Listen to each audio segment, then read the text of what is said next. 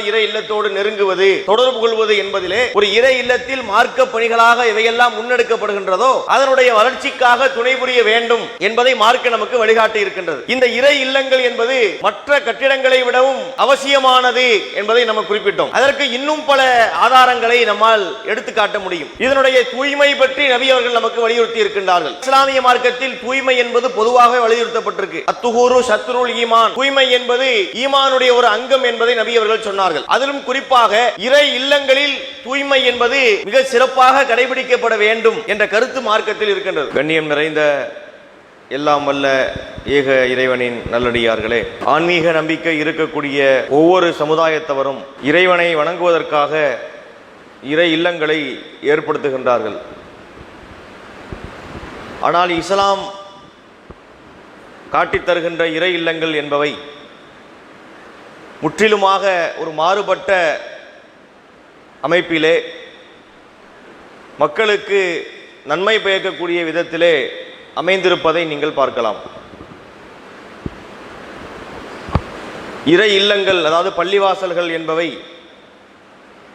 இறைவனுக்கு மிகவும் நெருக்கமான ஒரு இடம் என்பதை இஸ்லாம் நமக்கு தெளிவுபடுத்தி இருக்கின்றது. ஒவ்வொரு ஊரிலும் நீங்கள் பார்க்கலாம், எத்தனையோ விதமான கட்டிடங்கள் இருக்கின்றன. மக்கள் வாழ்கின்ற குடியிருப்புகள் உண்டு, அரசு அலுவலகங்கள் உண்டு, கல்வி படிக்கின்ற பள்ளிக்கூடங்கள் உண்டு, இன்னும் பலவிதமான கட்டடங்கள் இருந்தாலும் அதிலே இறைவனுக்கு பிடித்தமான இடம் என்பது இறை இல்லங்கள் என்பதை நபி அவர்கள் தெளிவுபடுத்துகின்றார்கள். அஹப்புல் பிலாதி இலல்லாஹி மசாஜிதுஹா, ஒரு ஊரிலே இறைவனுக்கு விருப்பத்திற்குரிய இடம் என்பவை பள்ளிவாசல்கள் தான் என்று நபி அவர்கள் சொன்னார்கள். ஏன்னா அந்த இறை இல்லங்கள் என்பவை இறைவனை வணங்குகின்ற இடமாக, மக்களுக்கு நல்ல கருத்துக்களை சொல்லுகின்ற இடமாக, அவர்கள் நெஞ்சுக்கு நெருக்கமான அறிவுரைகளை எடுத்து வைக்கின்ற இடமாக இது அமைந்திருக்கின்றது. அரசுடைய நிழலை பற்றி நாம் கேள்விப்பட்டிருப்போம். மறுமை நாளிலே ஒரு மனிதன் மகுசர் மன்றத்தில் ஒன்று திரட்டி நிறுத்தப்படுவான். அந்த மகுஷர் என்பது எந்த விதமான மேடு பள்ளங்களும் இல்லாத ஒரு சமதளம். இன்று நாம் வாகனங்களில் பயணிக்கும் போது சில இடங்களில் பார்த்தா குண்டும் குழியுமா இருக்கும். இதுக்கு ஒரு ரோடை போட மாட்டேங்கிறான், இவ்வளோ குண்டும் குழியுமா இருக்கே நம்ம சொல்கிறோமே. எந்த குண்டும் குழியும் இல்லாத ஒரு இடம் ஒன்று உண்டுன்னா அது மகுஷர் தான். லா தரா ஃபீஹா இவஜன் வலா அம்தா என்று அல்லாஹ் சொல்கிறான். அதிலே நீங்கள் எந்த விதமான மேடு பள்ளங்களையும் காண மாட்டீர்கள். அந்த சமதளத்தில் மனிதர்கள் ஒன்று திரட்டப்படும் போது சூரியன் மனிதனுடைய தலைக்கு அருகிலே கொண்டு வரப்படுகின்றது. அந்த வெப்பத்தை தாங்கிக் கொள்ள முடியாமல் மனிதர்கள் கதறுவார்கள். அவர்கள் செய்த பாவத்தின் வினைக்கு ஏற்ப அவர்கள் வியர்வையிலே மூழ்கி போயிருப்பார்கள். அந்த நேரத்தில் தான், அந்த இக்கட்டில் தான் தன்னுடைய அரிசை கொன்று அல்லாஹ் 7 சாராருக்கு நிழல் கொடுப்பான். சபஅத்துன் யுதில்லுஹுமுல்லாஹு ஃபீ தில்லிஹி யௌம லா தில்ல இல்லா தில்லுஹு, எந்த நிழலும் இல்லாத ஒரு நேரம், யாரும் எந்த கொட்டகையும் போட்டு மறைச்சிட முடியாது, ஒரு பந்தலை போட்டு பாதுகாக்க முடியாது. அந்த ஒரு நேரத்தில் தன்னுடைய அரிசை கொண்டு 7 சாராருக்கு அல்லாஹ் நிழல் கொடுப்பான். அந்த 7 சாராரில் ஒரு சாரார் யார் என்றால் ரஜுலுன் கல்புஹு முஅல்லக்குன் ஃபில் மஸ்ஜிதி, உள்ளத்தால் இறை இல்லத்தோடு தொடர்பு கொண்ட ஒரு மனிதர். அந்த 7 கேட்டகரியில் அவர் வருகின்றார். யாரு பள்ளிவாசலோடு நல்ல தொடர்பிலே, பள்ளிவாசலோடு உள்ளத்தால் இணைக்கப்பட்டவராக இருக்கின்றாரோ அவருக்கு அந்த அரிசின் நிழல் கிடைக்கும் என்பதை நபி அவர்கள் நமக்கு தெளிவுபடுத்தி இருக்கின்றார்கள்.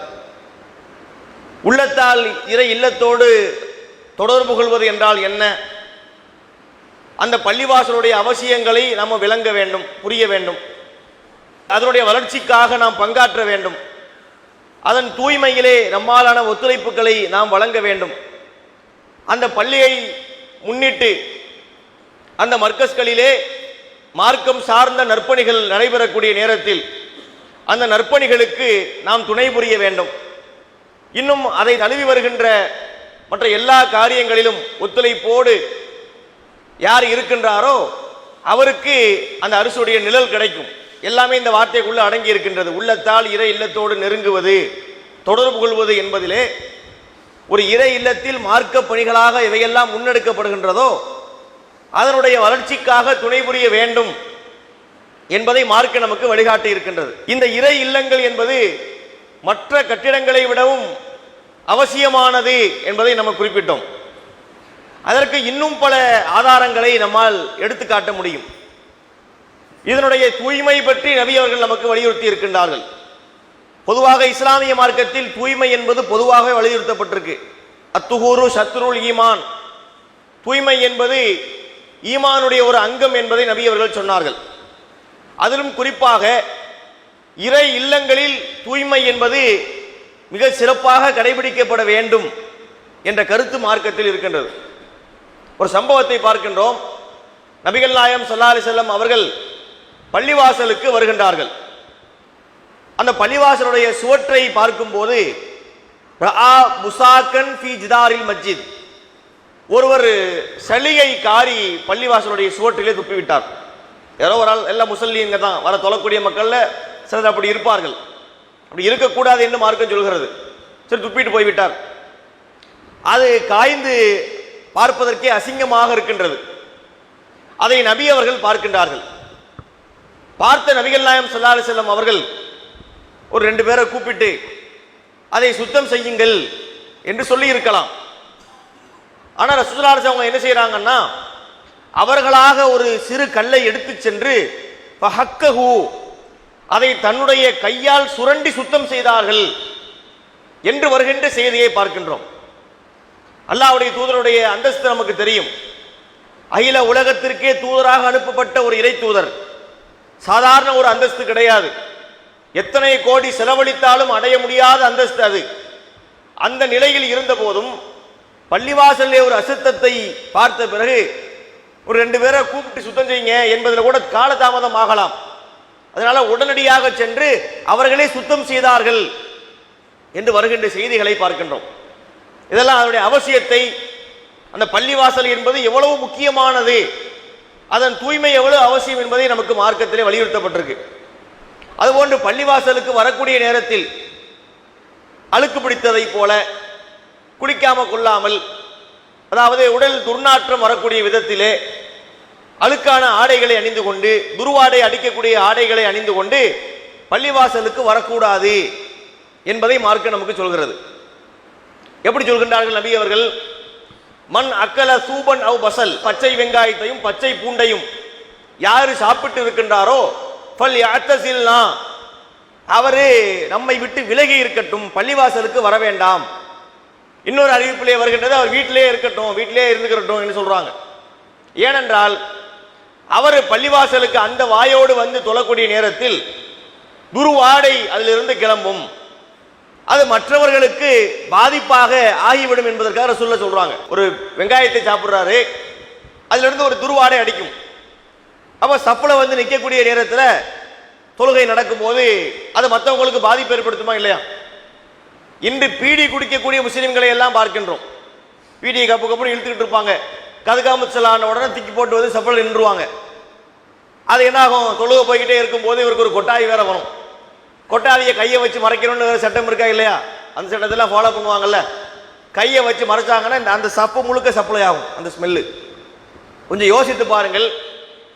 அந்த பீடி குடிக்கிறவனுக்கு அதுல உள்ள அந்த மோசமான ஸ்மெல்லு தெரியாது, பழகி போயிருக்கும். மற்றவர்களுக்கு அது எவ்வளவு எரிச்சலை உண்டாக்கும். தொழுவது மன அமைதிக்காக, இறைவன் நம்மை பார்த்து கொண்டிருக்கிறான், நாம் இறைவனோடு உரையாடுகிறோம் என்கிற ஒரு தூய உள்ளத்தோடு தொழுது கொண்டிருக்கும் போது இது மாதிரியான துர்வாடை வீசுவது எவ்வளவு தொழுகையாளிகளுக்கு எரிச்சலை உண்டாக்கும், அதெல்லாம் பார்க்கிறோம். அதான் ரசூலுல்லாஹ் சொல்றாங்க, பூண்டையும் வெங்காயத்தை சாப்பிட்டவர் கூட நீங்க பள்ளிக்கு வராதீங்க, அடுத்தவங்களை தொந்தரவு பண்ணாதீங்க என்று சொல்வதிலிருந்து நம்ம என்ன பார்க்கின்றோம்? அடுத்தவர்களுக்கு தொந்தரவு என்பது, ஒரு கெட்ட வாடகை கூட பள்ளிவாசலுக்கு நாம் எடுத்து சென்று விடக் கூடாது என்பதை மார்க்கம் நமக்கு வலியுறுத்தி இருப்பதை பார்க்கின்றோம். ஆனால் இவையெல்லாம் இன்று கடைபிடிக்கப்படுகின்றதா என்பது கேள்விக்குறிதான். பள்ளிவாசலுக்கு வருகின்றார்கள், ஜும்மாவுக்கு வருகின்றார்கள், சில பேர் வாய்ப்பு கிடைக்கும் போது ஐவேளை தொழுகைக்கு வருகின்றார்கள். பள்ளிவாசலுக்கு வரக்கூடியவர்களும் கூட இந்த சட்டங்களை புரிந்து இதன் சிறப்புகளை விளங்கி இது இறைவனுக்கு பிடித்தமான ஒரு இடம், இங்கே நம்ம தொடர்பு கொண்டால் இறை இல்லத்தோடு தொடர்பை அதிகப்படுத்தினால் நமக்கு அரசுடைய நிழல் கிடைக்கும் என்பதை எல்லாம் புரிந்தவர்களாக இருப்பதாக தெரியவில்லை. நபி அவர்கள் சொன்னார்கள், ஒருவர் தொழுகைக்காக உழு செய்து அவர் பள்ளிக்கு நடந்து செல்லக்கூடிய நேரத்திலே ஃபீ குல்லி குத்துவத்தின் தம்ஷீஹா இல ஸலாத்தி சதக்கத்துன், தொழுகைக்காக அவர் நடந்து செல்கின்றாரே அவர் எடுத்து வைக்கக்கூடிய ஒவ்வொரு கால் எட்டுக்கும் அவருக்கு தர்மம் இருக்கின்றது. நம்ம வீடு இங்கிருந்து ஒரு 10 மீட்டர் தூரத்தில் இருக்குன்னு வச்சுக்கிறோமே, உழு செஞ்சுட்டு நடந்து வருகின்றோம். நடந்து வரக்கூடியதுக்கு நன்மை தர வேண்டிய அவசியம் இல்லை. ஆனால் இஸ்லாம் என்ன செய்கின்றது, நடந்து வந்தீங்கன்னா ஒவ்வொரு கால் எட்டுக்கும் நன்மை. சரி, பள்ளிவாசலுக்கு வந்து விட்டார். பள்ளிவாசல்ல தொழுகைக்கு முன்னால் அமர்ந்திருக்கின்றார். 12:45 தொழுகைன்னு வச்சுக்கிறோமே, அவர் ஒரு 12:15 அல்லது ஒரு 12 மணிக்கு அமர்ந்து விட்டார். இந்த 3/4 மணி நேரம் அவர் எதுக்காக காத்திருக்கின்றார்? தொழுகைக்காகத்தான் காத்திருக்கின்றார், வேற நோக்கம் எதுவும் இல்லை. அப்படி இருக்கக்கூடிய நிலையிலே அவர் தொழுகைக்காக காத்திருந்த நேரமெல்லாம் அவர் தொழுதவராகவே கருதப்படுவார். இந்த 3/4 மணி நேரம் உட்கார்ந்து இருக்கிற பாருங்க, அதற்கு நமக்கு நன்மைகள் வழங்கப்படுகின்றது என்று இந்த பள்ளிவாசலின் மூலமாக நமக்கு கிடைக்கக்கூடிய நன்மைகள் என்பவை அது சாதாரணமான நன்மைகள் கிடையாது. அதாவது நபிகள் நாயகம் ஸல்லல்லாஹு அலைஹி வஸல்லம் அவர்கள் மதீனா சென்றவுடன் அவர்கள் செய்த முதன்மை பணிகளில் முக்கியமானது பள்ளிவாசலை அமைத்ததுதான். மதீனாவுக்கு போயிட்டாங்க, அங்கு ஒரு இறை இல்லம் வேண்டும், இறைவனை தொழ வேண்டும், அங்கு மக்களுக்கு ஜும்மா உரை நிகழ்த்த வேண்டும். அப்ப அதற்காக ஒரு இடத்தை அவங்க தேர்வு செய்யறாங்க. அது சஹில் சுஹைல் என்ற 2 மதீனாவை சார்ந்த அனாதை சிறுவர்களுக்கு சொந்தமான ஒரு இடம். அப்ப அந்த இடத்தை நபி அவர்கள் விலைக்கு கேட்கிறாங்க, இந்த இடத்தை நீங்க தாங்க, நாங்க இங்க பள்ளிவாசல் கட்ட போகிறோம் என்று சொன்ன உடனே அந்த சிறுவர்களுக்கும் அந்த உள்ளம் இருந்துச்சு பாருங்க. அன்சாரிகளுக்கு பொதுவாகவே நிறைய தயாள குணம் உண்டு. மார்க்கத்திற்காக அவர்கள் அள்ளி கொடுப்பதிலே கணக்கு பார்ப்பதில்லை. அது பெரியவங்களுக்கு மட்டும் இல்ல, சிறியவர்களுக்கும் அந்த எண்ணம் இருந்தது. அவர்கள் சொன்னார்கள், இது இறை இல்லத்திற்காக பள்ளிவாசலுக்காக என்று சொன்னால் நஹபுலக்க யா ரசூலல்லாஹ், இதை நாங்கள் அன்பளிப்பாகவே தருகின்றோம், இதற்காக எங்களுக்கு எந்த விலையும் வேண்டாம் என்று அந்த சிறுவர்கள் சொன்னார்கள். நபி அவர்கள் அதை ஏற்றுக்கொள்ளவில்லை.